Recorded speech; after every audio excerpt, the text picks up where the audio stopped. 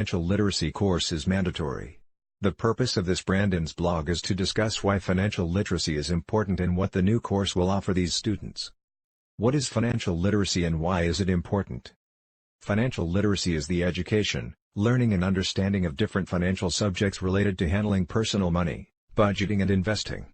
This topic focuses on the capability to manage individual finance matters in a reliable way. With such education, people gain an understanding of making suitable decisions about their personal money.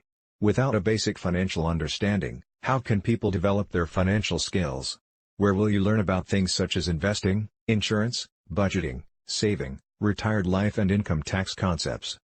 Why is financial literacy important for students?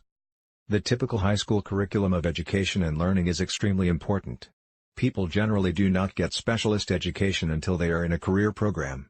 To become a medical professional, an auto mechanic or web developer requires specialist education for career success. The one area of education that is generally missing to equip our youth to be able to make smart economic decisions in their lives is proper financial education.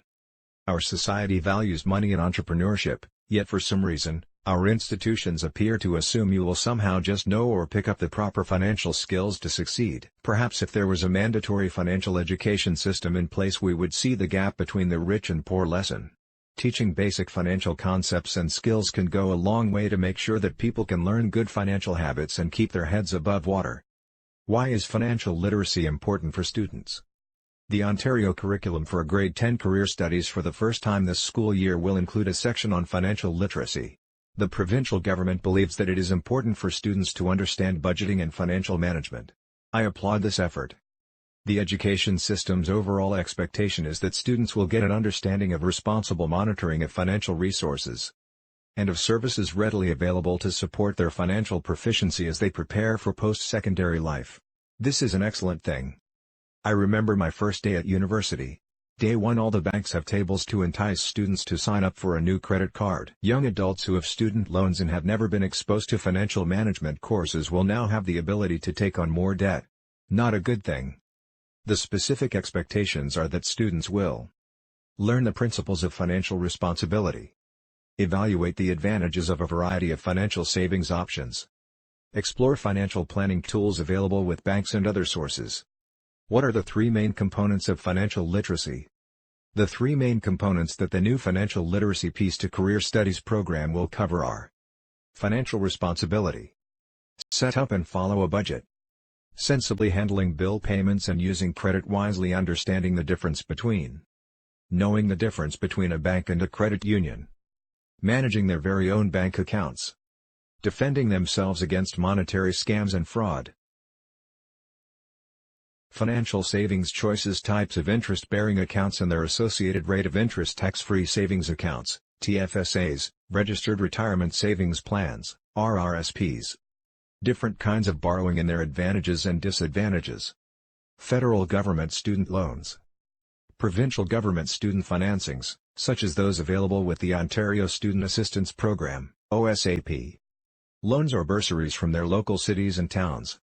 Personal, unsecured loans from a financial institution, be it a chartered bank or a credit union.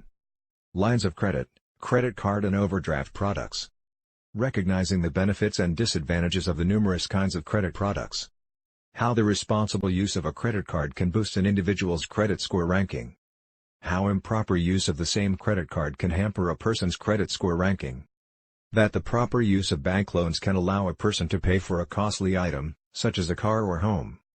How the improper use of loans and excessive debt can lead to a poor credit rating, money troubles and even insolvency and bankruptcy. How borrowing from family or close friends can be advantageous, but how defaulting on repayment can negatively impact personal relationships. The teacher's role. The teacher's role will be to provide illustrations to drive home these points. In the context of spending and personal finance, the students will learn the difference between needs and wants. Teachers will ask the students to reflect on exactly how a person's values will influence their wants or the ways in which they satisfy their needs. Students will learn what living within your means really means. The teacher will lead a discussion on exactly how a person can do this successfully. Students will consider what the impact on a person will be from not paying expenses promptly and from using numerous credit cards. Students will learn the benefits of beginning to save at a young age. They will be exposed to the advantages of then having a formal financial savings plan. All this will naturally lead to a realization that budgeting for both short-term objectives, such as purchasing clothes, differs from budgeting for long-term goals, such as buying and maintaining a car. Students will also learn about the different types of savings vehicles as well as debt products. They will also learn the proper use of debt. In my view, the students will learn about the three most important parts of any financial literacy program. 1. Proper budgeting techniques. 2. The importance of saving from an early age and the various savings vehicles available. And 3. Debt and how to use it properly. Summary. Hopefully, by exposing grade 10 students to these concepts, they will be motivated to keep learning and using proper financial management techniques. My hope is that more students will come out of high school and begin their post-secondary career, whatever that may be, by having better financial management skills, and therefore fewer people will be able to stay clear of insolvency. Are you on the edge of insolvency? Are bill collectors hounding you? Are you ducking all your phone calls to the point where your voicemail box is always full? If so, you need to call me today. As a licensed insolvency trustee, formerly called a trustee in bankruptcy, we are the only professionals licensed, recognized as well as supervised by the federal government to give insolvency assistance. We are also the only authorized party in Canada to apply remedies under the Bankruptcy and Insolvency Act, Canada. I can definitely help you to choose what is best for you to free you from your financial debt issues. Call the Ira Smith team today so we can get free you from the stress, anxiety, and discomfort that your cash issues have created. With the distinct roadmap we establish simply for you, we will without delay return you right into a healthy and balanced problem-free life, starting now.